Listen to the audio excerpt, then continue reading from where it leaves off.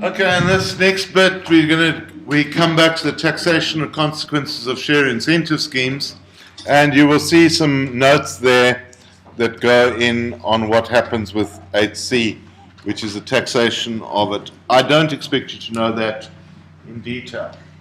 What I do expect you to understand and be able to convey is the simple outline of what are the two different forms of share incentive scheme.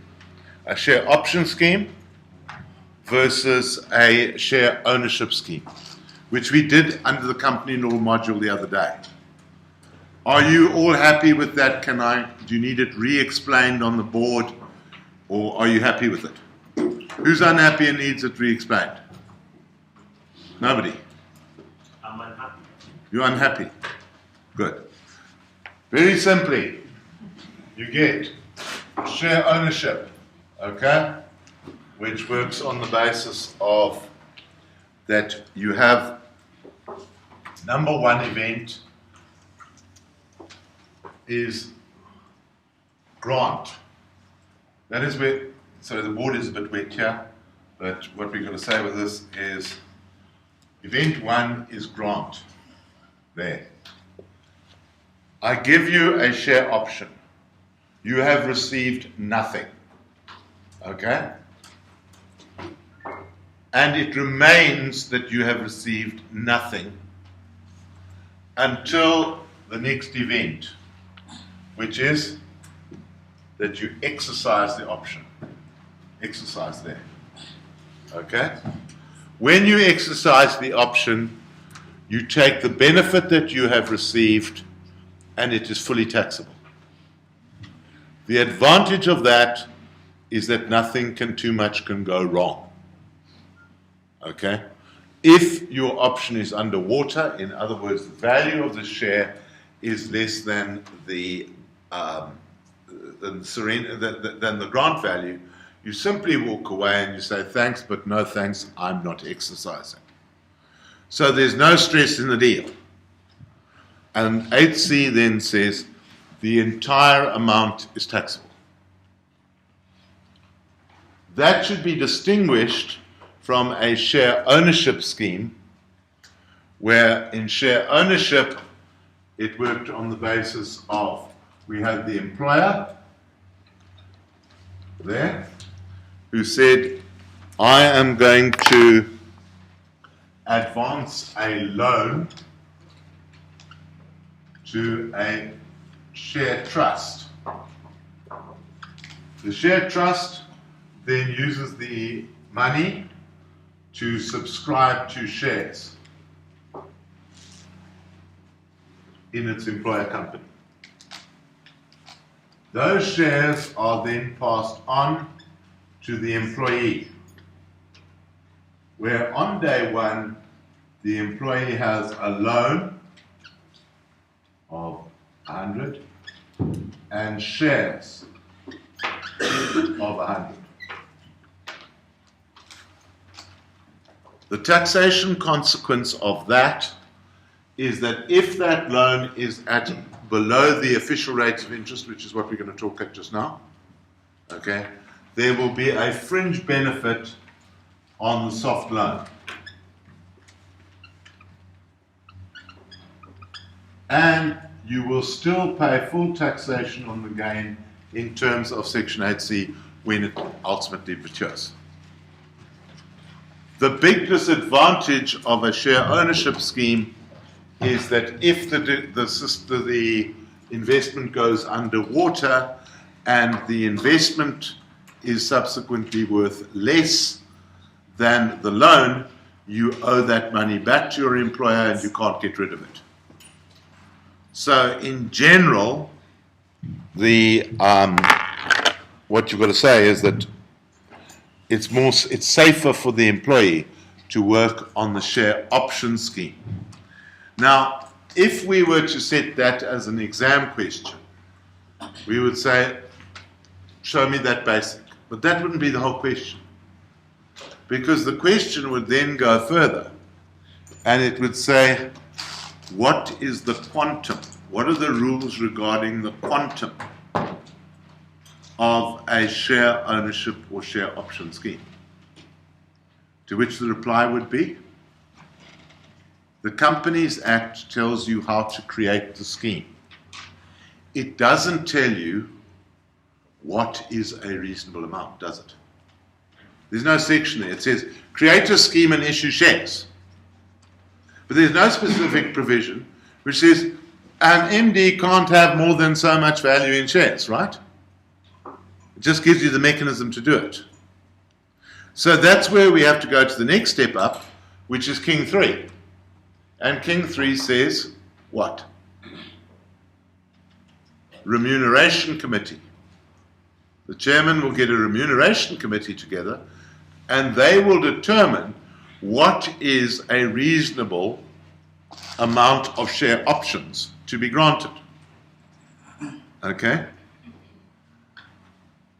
So that it is market related and that the company is not impoverished by granting share options. So what you're trying to look at is an integrated approach to a question which says, I'm not only interested in the tax and everything else, I want to know it all. So what you can find, and this is what I'd like to see in your assignments, is where you say, let's take a subject. I don't want you to just write about share incentive schemes from a tax profile, because lots of people have done that before, who know lots more about tax. But if I was saying to a new director, and there's a question in their thing, I want to get this new director, what's everything that I've got to consider before I start giving a new diamond a massive amount of shares? Have I diluted the company? What are my responsibilities as a director in doing that? That is the type of thought that I'm looking for in this course. And that can come up in an abbreviated form in an exam. It will also be a very useful 3,500 word essay. Is to say, I'm taking in the payment of a new executive, what is everything that I have got to take into account in giving a share ownership scheme? Everything. Not just tax, not just Companies Act, but King 3 as well. I like that type of stuff. Okay. Taxation of fringe benefits. Now, fringe benefits has a long history in South Africa. The fringe benefits are legislated mainly in the 7th Schedule to the Income Tax Act, which only appeared in 1983. And if you go way back when, the South African motor industry was built on the back of the company car. Because if you were any type of middle to higher management, your employer provided you with a car. And they paid all expenses on that car. And it was wonderful because nothing went over a bump faster than a company car. Nothing used more petrol than a company car because you tap the petrol out and you put it in your spouse's car or you put it in your speedboat on weekends. So what you had was your car was not your problem. And they bought you a new car every 3 years and they allowed you to buy your old car for R1 and you gave it to your spouse. That's how we built a motor industry. And that went on and on and on and got absolutely ridiculous until they tried to start bringing a control into it in 1983. And they've now overcooked it today to the extent that there really is no tax benefit to be had from a car scheme. Okay? And that is even debatable. Should we have a tax scheme for a car scheme? Should we be allowed to give tax-efficient car schemes to employees? We should. Why? Why should we give you, the executive, a smart Merc to come to work in on a tax-deductible basis? Because what's the incentive? Why is that good for us? The taxpayer is then motivating and paying for you to have a car. is it paying a tax subsidy to people who catch a taxi or a train to work? No. And there is an argument, a very good argument, very convincing argument. We have to treat all taxpayers the same. And of course, National Treasury have jumped onto that and said, for this reason, we're going to wipe out things like car schemes and all the games that we used to play. Right. But then, as not being a blue collar, as a white collar, I'm not working 8 to 5. I'm working more or less 18 to 19 hours a day. What's the incentive for me as I'm contributing? What's the difference to anybody else who works a night shift? Who might be a lower level worker? Must they get a tax subsidy? And this is a big debate. And I'm not saying that there's an answer to it. Okay? And there are elements of it that get ridiculous. And, you know, had it been left unchecked at the rate it was going, heaven knows what executives would be driving today. All right? But now look at how governance has changed. We used to give the CEO at company expense a Bentley with a driver. For what? Huh? There's nothing wrong with that, okay? You say there's nothing wrong with that. What's the benefit for the company on giving somebody, the CEO, a Bentley? So I can sit in the back seat and take the notes. You can work in your Bentley. Okay, okay. There's one idea. Okay, if I had a Bentley Turbo, there's no way anybody's driving me in it. I'm driving myself. Okay, so that I can put that against the argument. Give me another argument. Image. Company image. Is it good for my company to have an image of a fat cat driving around in a Bentley? Used to be. Dunhill. Remember the Dunhill rolls? Do you notice you don't see the Dunhill rolls anymore? Do you notice it's died? Okay? Because now people don't like that anymore. They feel uncomfortable with it. Okay? We see that the 12-cylinder motor car is to be outlawed in Europe. They won't make them anymore. If you want a Bugatti Veyron, buy one now.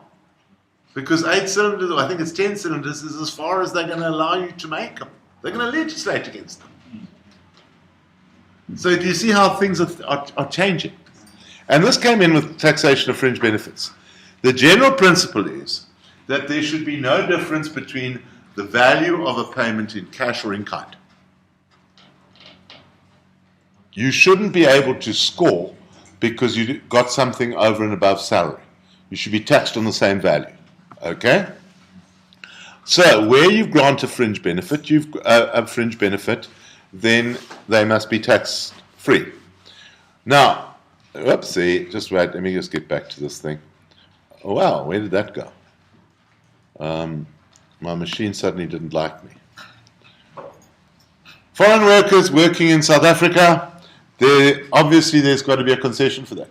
So what it says is, if I'm a worker and I pay you to get to and from work, then you must be taxed on it. But if I'm trying to bring foreign workers to South Africa, there's an example, okay, then I can bring a foreign worker to South Africa and I can put him in a house, subject to certain rules, and there's the concession, that the rental is not more than 25,000 Rand per month, okay, and it doesn't last for more than 90 days. So I can bring a specialist to South Africa. I can hire him a flat. I can put him in a hotel. No fringe benefit. Okay? So that's a little one. Then we come to bursaries, and who's got the assignment on bursaries? You guys. We'll do that when we get to the next bit after this, because I'm going to see whether we've got that right. And then we get to acquiring an asset for less than market value. So this used to be in the car industry. You got to the end of 3 years and you got a new company car. What did your company do with the old company car? It was reduced in their books, but then to 1 Rand in their books. And so they gave it to you. And you took it and you gave it to your spouse or your child. Today, what they're saying with that is, if we give you anything, a company asset, it must be taxed. We must take the market value of it. Now, you've also got to look at this in the context of corporate governance. Is there anything in the Companies Act which says that we cannot give an asset to a director? No.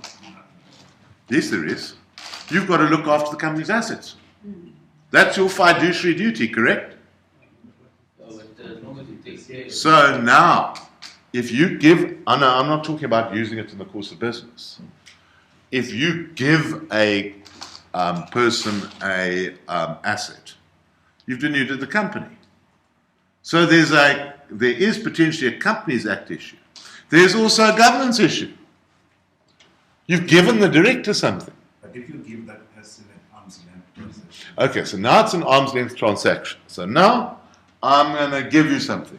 What are you going to give the director? what am I going to give? The director. What's it going to form is that gift going to take? Are we going to give him a motor car? Or are we going to give him an airplane? An aeroplane would be better. No, okay. The pilot reckons giving an airplane would be a better idea. So we say, nowadays we've got to say with that, it's got a Companies Act issue. You've got to look after the assets. It's got a governance issue. If you are going to give that person that asset, is it reasonable? Has the Remuneration Committee said, as part of this overall package, okay, in addition, I've given him something, okay? I've allowed him to acquire a company asset for less than £1, okay? And then I am going to say to him, the final issue is tax. And tax says, we don't care what the issue is. If there is a benefit, take the market value less what he paid for it, and that is a fringe benefit.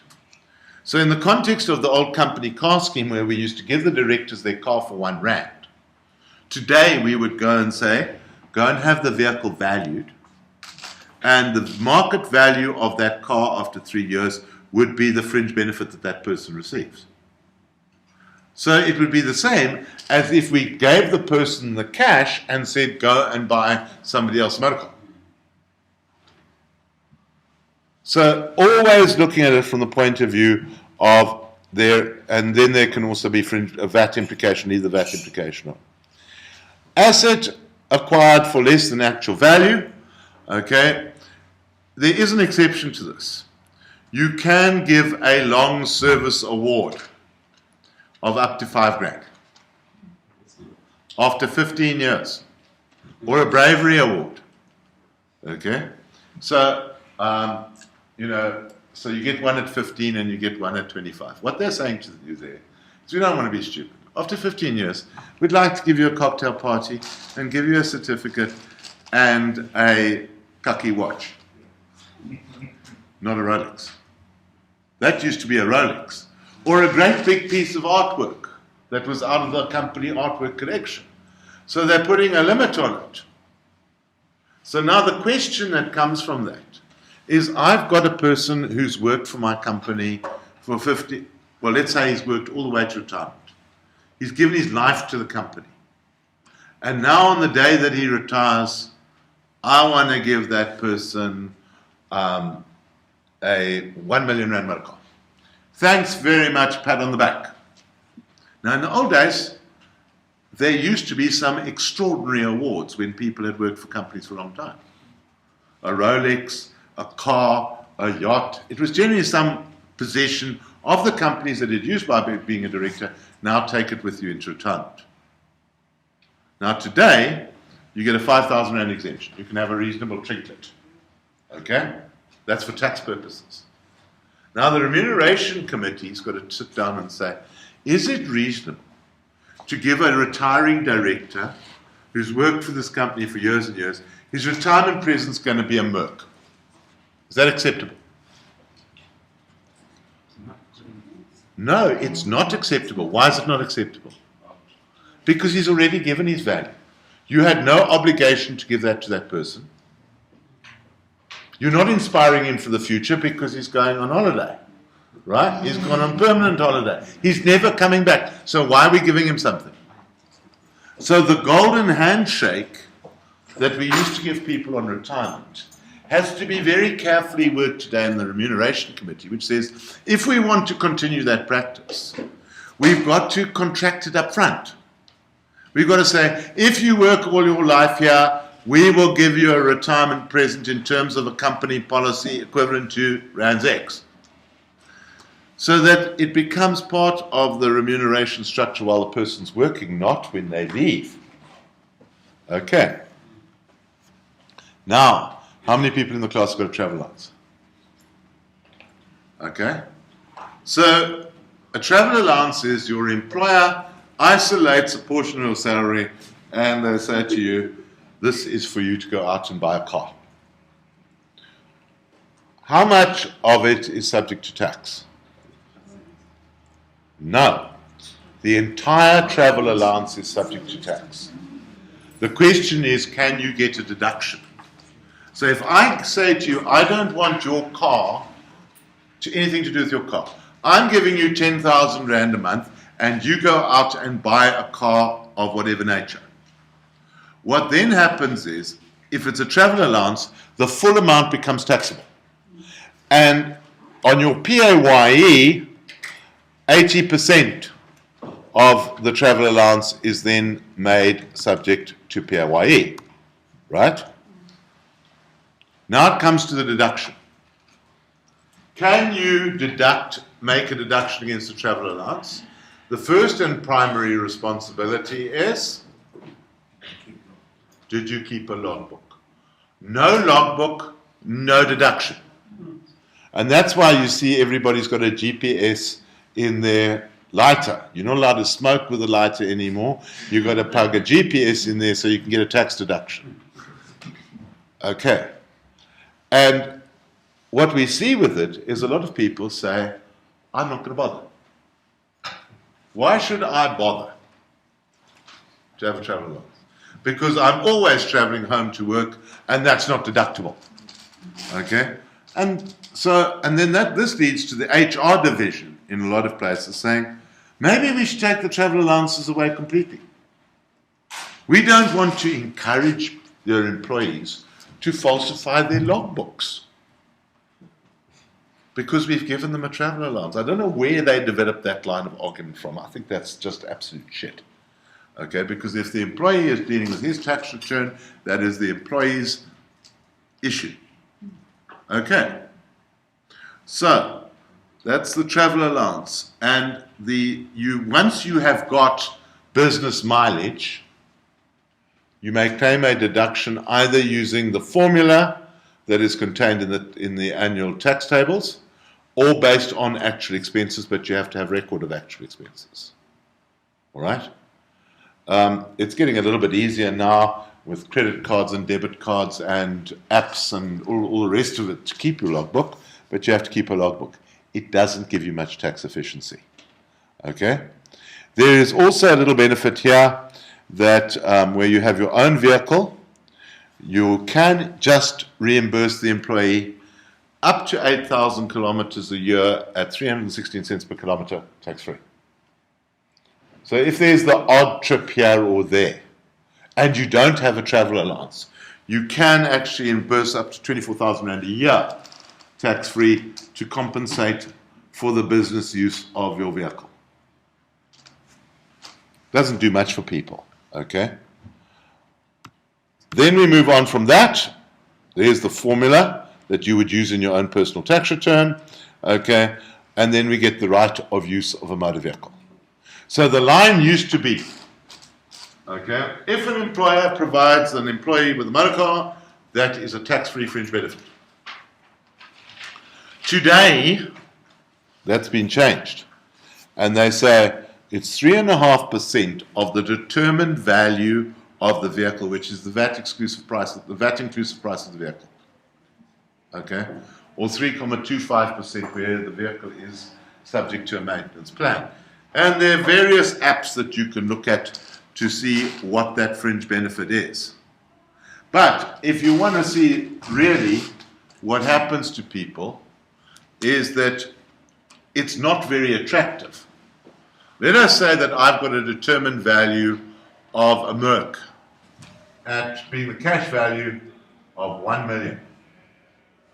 This formula says, even if it's on a full maintenance contract, 3.25% per month. The fringe benefit is then 32,500 per month. Okay? And I'm going to pay tax on that fringe benefit at 40%, which means 40% of 3,250 is going to be 10,000, right? Round about 10,000 in a month. That is the tax that I've got to pay out.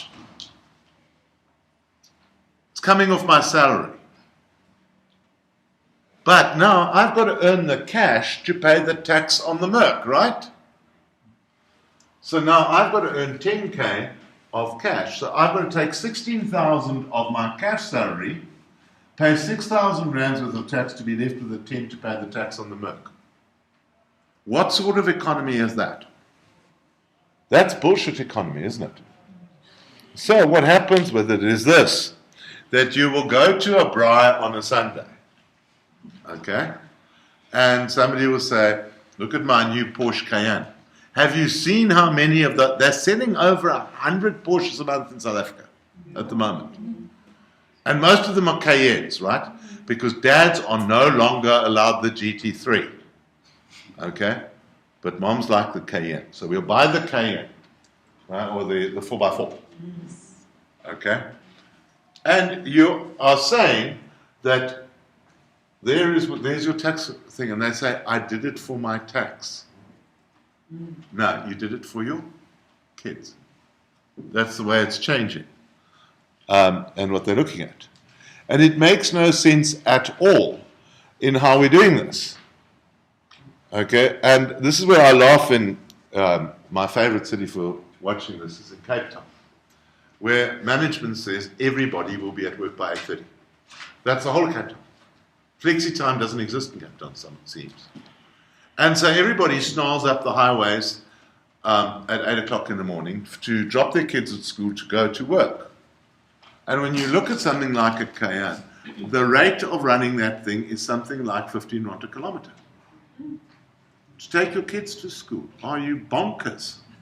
Okay? So what one looks at with that is we say, right, now take that 16,000 rand that you had to pay that tax bill and say, you know what, I'm going to change. I'm going to downgrade.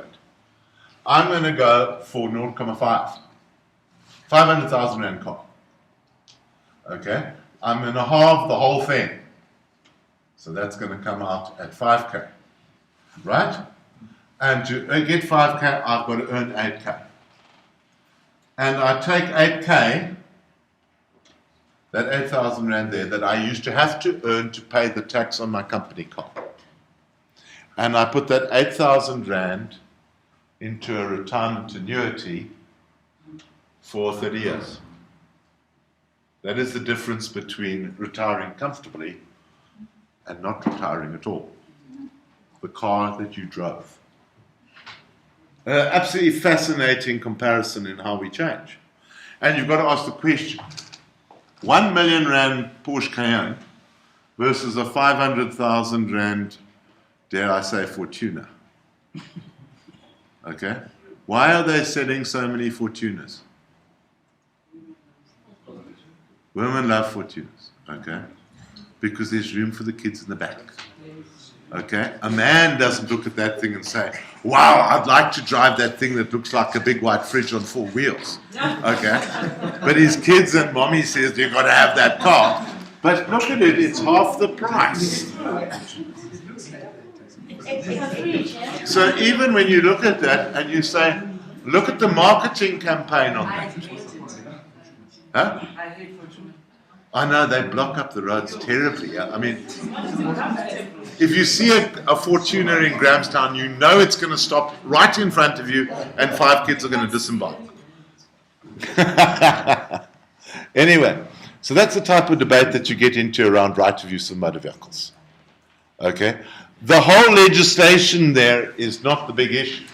The big issue is to say, look at that huge fringe benefit, it's quite easy to work out, and realize that that fringe benefit is making a tax liability that you have to discharge with the cash out of your salary. So it's an enormous luxury because it's actually double taxed. You have to make money to pay the tax on the fringe benefit. Okay? And that's why we're saying to people, hang on, why don't you downgrade that a bit? Okay? And there you go. So my red monster that stands outside here, its insured value at the moment is 150,000 rand. Do I buy a new car? It's 5 years old. No. No, people come along to me and say, you can't drive that thing today. Its CO2 output is too high. Okay? Go and buy yourself a Prius or something like that. What does it mean? I've got to triple my investment to get another car. I've got to put all that extra money in to get another car. Why would I do that?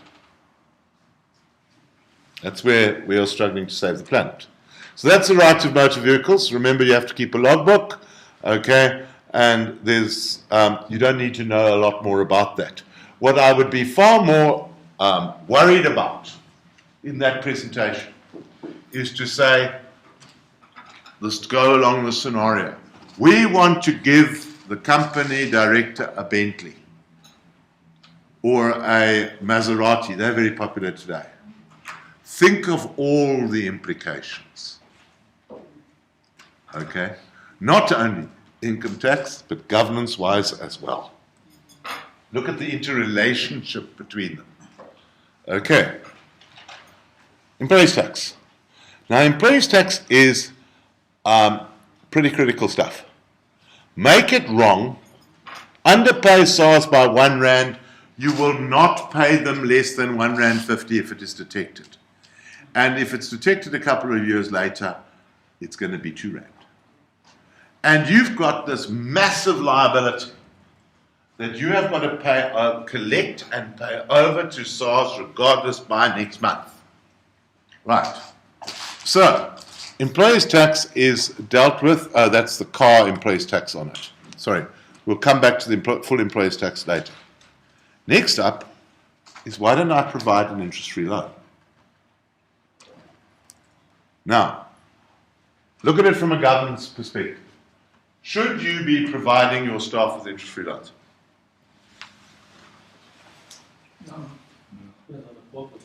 Sorry? Depends on the purpose. Okay, so if we have got a staff loan scheme, is there anything wrong with that? No. A lot of people will turn around and say, we don't want a staff loan scheme. We're not in the business of providing loans to staff. Okay? You agree? Okay, now you go down to your lower level worker and you say to your lower level worker, you cannot have a loan. Where's your lower level worker going to pitch up? Huh? He's going to land up with the loan sharks. And if your employee runs up with the loan sharks, where's he going to land up in your business? Depressed, demotivated, stuffed, with a garnishee order. Thank you very much, okay? Everybody's got a garnishee order. If you haven't got one today, you are socially unacceptable, okay? So now, first governance question is, should a company be making a loan scheme available to staff? Answer, a responsible loan scheme might be a good thing for looking after my staff, because if they can't get access to loans because the banks won't lend and they land up with the loan sharks and people have to borrow, we want to keep them off wonga.com. Okay, we want that. So that's good governance, right? But now, if you're going to have a loan scheme, what's the next thing it's done? It's created risk. So the risk committee's got to look at it, and it's got to say, okay, you can make loans to your staff, okay? But here are the parameters. and here's how it's going to be controlled. Right. Then the Tax Act will pitch up, and it will say, if the interest rate on the loan is below the official rate of interest, which is advised in the Government Gazette from time to time, there will be a deemed fringe benefit unless the loan is, and they give a way of determining that which you don't need to know and don't need to be able to calculate it. But if you give somebody an interest-free loan, there is a monthly fringe benefit. Okay? And one asks the question, that's a good idea from a perspective of saying, well, I've got to help my staff. People need loans. Now, my diamond director comes along and he says, I need a loan of, if I'm joining your company, I need a loan of $5 million. Now, what are the, now we say, what does the Companies Act say? Financial assistance to director, go back to Companies Act and it says special requirements for a loan to a director. Okay, is the company solvent, can it afford it? So there's the parameter in terms of the Companies Act. The Tax Act will say there's a fringe benefit just the same. But then you go the next step and it says, what does King 3 say? The Remuneration Committee and the Risk Committee must look at it and investigate it in depth. So if you look at interest in loan, you're going to say, the easiest thing to say is, no, we don't do loans. But that even has a social implication in your business where you're saying, you're forcing people down a track we don't want them to take. So maybe we need a loan. But if we're going to have a loan, is the Companies Act prescribed? Are we complying with the Companies Act? Are we complying with the Income Tax Act? So a very good essay of 3,500 rands, 3,500 words, would be to answer the question, is it a good idea to have a loan scheme in a company? Is it a good idea? And to put the pros and cons down, because then we are talking integrated. Now the subsistence allowance. The subsistence allowance is basically dying. You can virtually ignore this one. The basic line on entertainment that we took earlier was, if you have an entertainment expense, you take the voucher to your employer, and the employer can reimburse it. However, what happens in some businesses is they say, we don't like reimbursing reps and everything else and picking up their bills and everything else.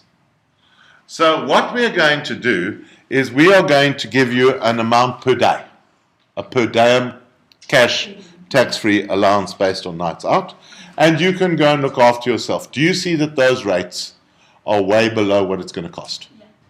And that's why it's died. But there's another reason why it's died. Okay? If I go out to lunch with a client on business, can I get the VAT back?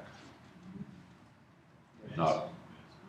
You can never get the VAT back because if you looked at your video last night, VAT on entertainment and food and beverages, no, you can't claim it.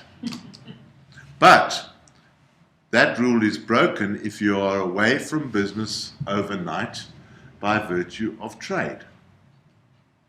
So if I go and stay in a hotel in another place, the VAT is reclaimable. But for a VAT amount to be reclaimable, it has to be reclaimed by the employer, who's the VAT number, right? Not the employee.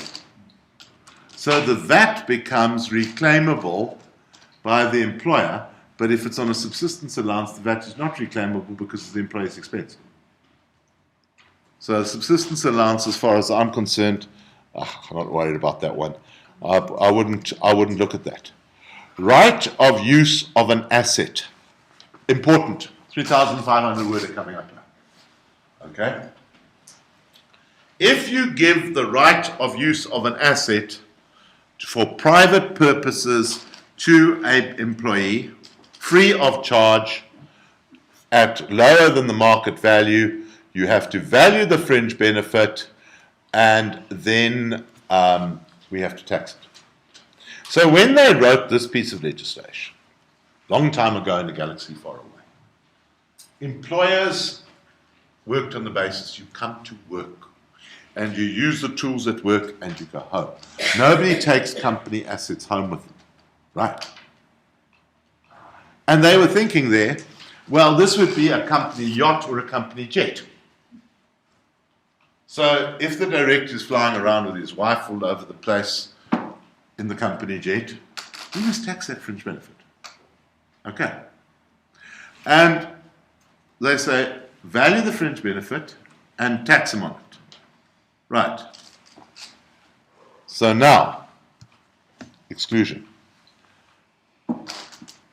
Write anything that is incidental to the use of your, to running your business, amenities at work for recreational purposes, equipment taken for private use at any time, books, literature, recordings, works of art, private use of cellular phones.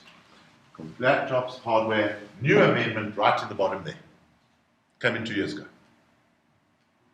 So now, watch how the world changes. We're changing from being confined in little boxes in offices to an employee can be anywhere. Doesn't matter where you are, it matters what you're doing. And even the Income Tax Act regulates this now. So in the past, if I gave an employee a laptop, I had to tax them on a fringe benefit, right? Now they say, we can give you the use of a cell phone, laptop, hardware, software, airtime, everything else as part of your employment package. So now, who here in this room has a company cell phone? You got a cell phone allowance? No? A company self-provided cell phone. I don't use. You have and they pay the bill. Okay, and you've got an allowance. Okay, so is your allowance taxed? Yes. Do you claim a deduction? You can't. So what's the use of having a cell phone allowance? For okay, there's a word we've learned as we're going through this thing. Right. So now I turn around and I say, take this. Take that amendment there and start thinking. And I say to my employees, I'm now going out and I'm looking at a new package. And your package, when you join my company, and you can buy such a package on the cell phone things, is I am giving you a laptop plus insurance, a cell plus airtime, a tablet plus airtime plus 3G, okay.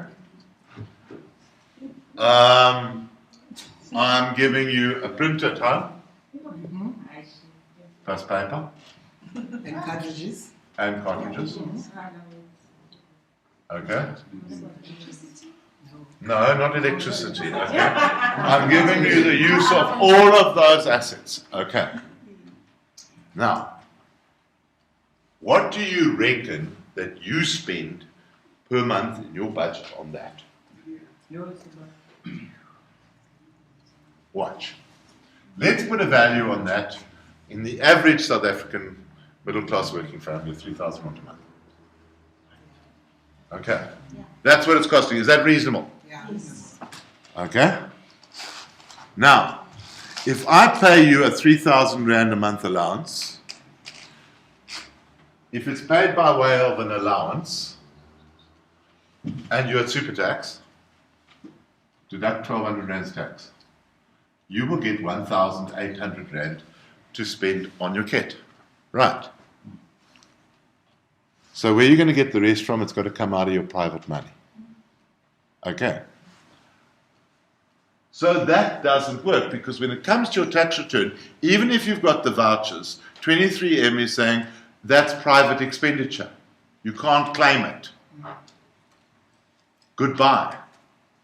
So now I go another way. I'm going to buy all of that. Company buys. Okay? And gives it to you as a fringe benefit. Then, Do you get a fringe benefit? No. 3,000 Rand buys 3,000 Rands worth of expense. Okay? But where's the sneaker? Where's the trick? There's no fringe benefit. So first of all, you're 1,200 on better because we've given you all of that stuff, right? Next, the company incurred the cost. So, the VAT on the 3,000 can be reclaimed. That 400 Rand can be reclaimed from revenue. Sorry, Prof. Can I not claim everything back as an expense to company? If the company is bearing the expense, Yeah. if you've got the invoice in the company's name, Yeah. right? Invoice in company's name. Yeah. That's what's required. So you say to them, no, give everybody that, okay, and there we go, 400 Rand, instead of getting 1,800 Rands worth of buyback value, we are getting 3,000 Rands worth of buyback value, plus we're getting the VAT back on it. So now we go off to HR with that, and we say to the HR director, what do you think?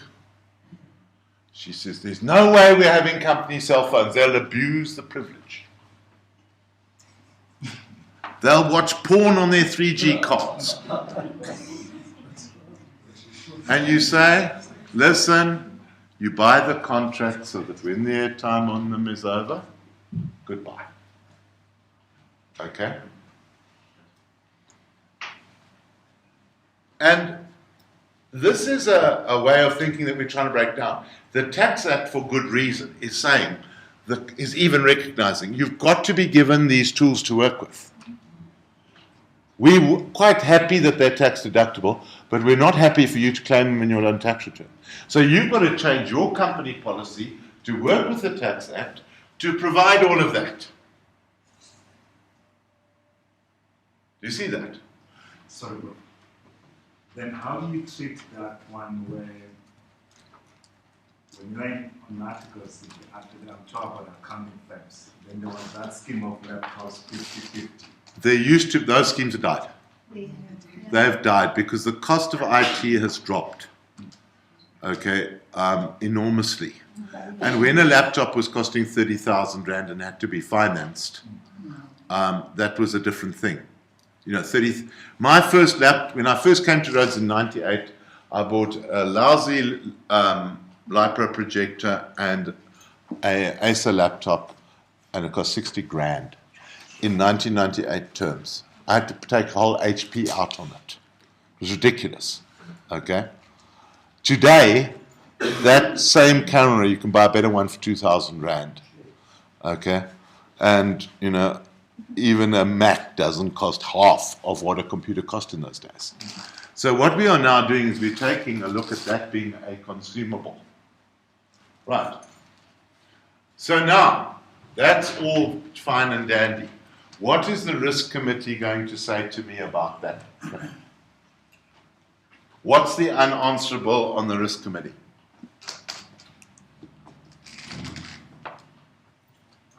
Policies. You've got to have policies to manage that. So that's the contract. We'll write the bottom thing in the contract. You will take this contract over from Vodacom if you resign. Goodbye. Right? Or, what's the next issue? What's the next part of King 3 that comes into it? Think. What's the other chapter in King 3? IT risk. You've got to manage your IT risk in your business. And now we've got everybody running around with laptops. They're taking them home, they're on the internet, and we've got virus problems. All company data getting lost. So then you have to develop an IT strategy that says, we have to accept that these machines are going to run around. Okay? How do we manage the risk that that's creating? And that you'd have to ask an IT guru, not me. So when you start looking in management, that's one line there. Very interesting aspect. The way that we are changing. We are wanting our staff to drive less, to stay out of the traffic and everything else. But by doing it, we've created an IT risk that has got to be addressed by the IT division. Do you get it? That's right of use. Residential accommodation, this hardly ever happens. I wouldn't. No, housing allowance is fully taxable. Okay? So let's just deal with this one before tea and then we can carry on afterwards. Okay? In old South Africa, mining days, everybody lived in a company-owned house. That was one of the benefits. Okay? And they now have to, they then said, right, if you live in residential accommodation provided by your employers, that's a fringe benefit, and it is taxed in terms of a formula, not in terms of the cash value. You can revert to the cash value. Okay? So that is to accommodate people, not where companies pay your rent on your behalf. Where your rent is paid on your behalf, it's a full fringe benefit. But where you have a company-owned house that's given to you free of charge, as you had on the mines, it's taxed in terms of that formula. You've just got to know that that formula exists. I'm not asking you to apply the formula, okay? What I will tell you about residential employer-provided accommodation is that it is falling out of vogue. And actually there was an amendment last year which said that we're going to change it and we're going to allow employers to provide employees with income below 250,000 Rand per year. You may give them a house with a value of up to 400,000 Rand tax-free. So we are taking the little mining villages and we're saying, breaking them up into a housing scheme and giving them away. Why does an employer want to give those assets away? They don't want the maintenance costs. We're not in the business of providing an employee with accommodation. That's his private life. Keep out of it. We don't want to run the rates and taxes and maintenance and everything else on it. We would rather that the employee owns a house. Why would we want the employee to own a house? Because it's an integral part of his retirement plan. That they've got a house to live in one day. Holiday accommodation. If you give somebody holiday accommodation, well then the value thereof is a fringe benefit. Okay? Now, that is always abused because we say to somebody, you know, have a holiday while you are away on business. And particularly with overseas trips, there is massive abuse of that. Okay? Where we say to an employee, well, you know, go for a 1-hour meeting, have a 2-week holiday.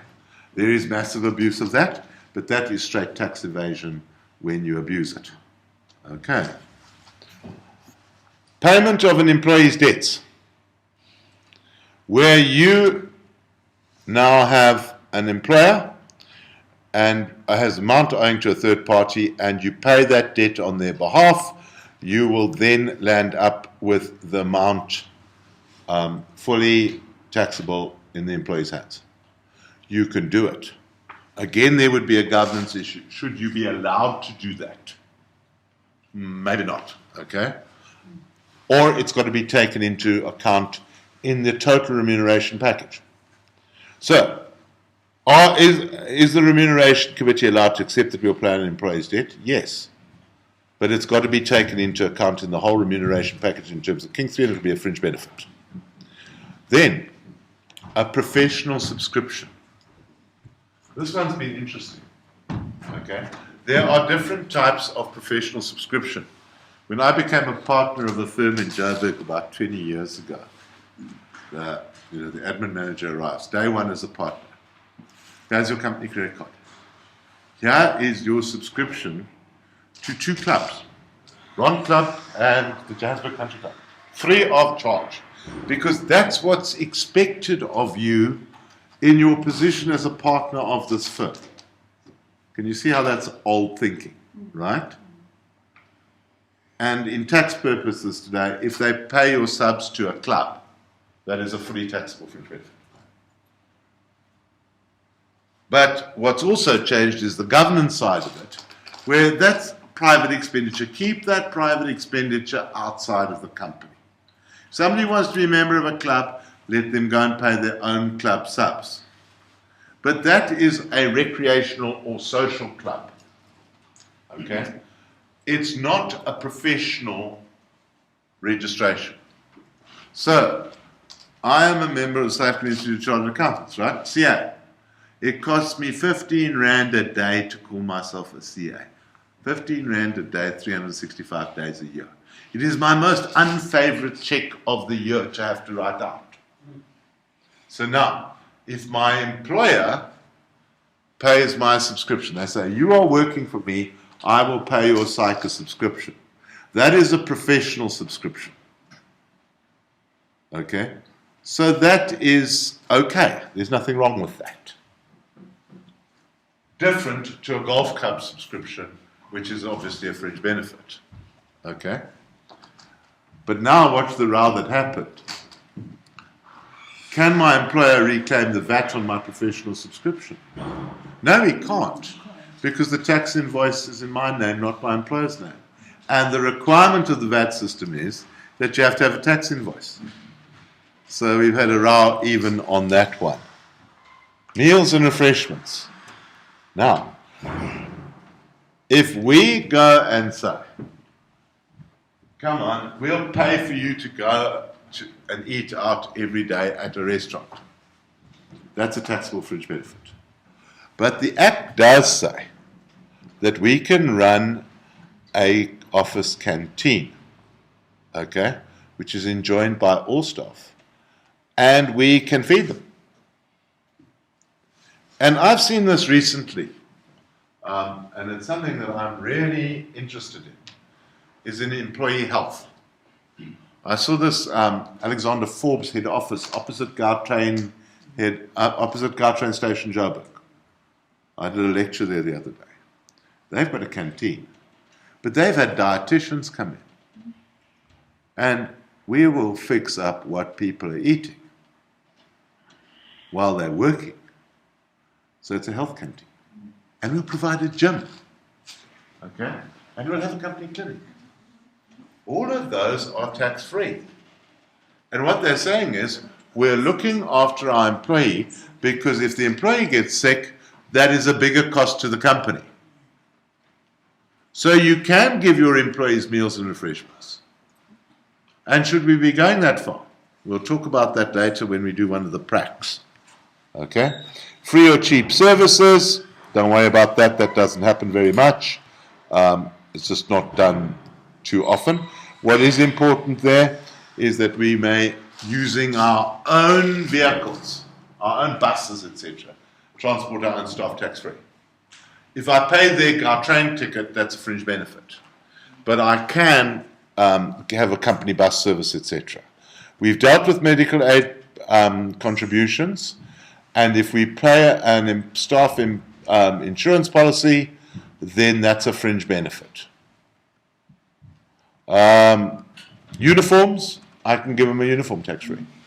Now look at all of these things that I can give the lower level worker as tax-free fringe benefits. I can give them the phone and a computer and airtime, all of that tax-free. And I can give them a uniform. And I can feed them. And I can run a company clinic. And I can put them in the gym, company gym. All of those things I can do tax-free to have a healthier workforce. And this, I think, is very important, because we see people spending fortunes of money on the cost of going to work, either in the form of fuel and expensive motor cars, or expensive suits and shirts. And meanwhile, they've got no pension plan.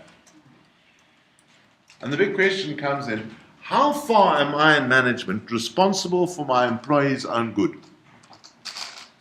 Should I just take employees and apply the American system of that we built America on 2 words: you're fired. It's your job to get to work, look after yourself and everything else. Or do we start thinking like they've done at Apple and at Facebook? That there's basically a health restaurant there. We look after everything. You work. I don't know. But that is another line of business thought. Right. I think we should have a break at that point.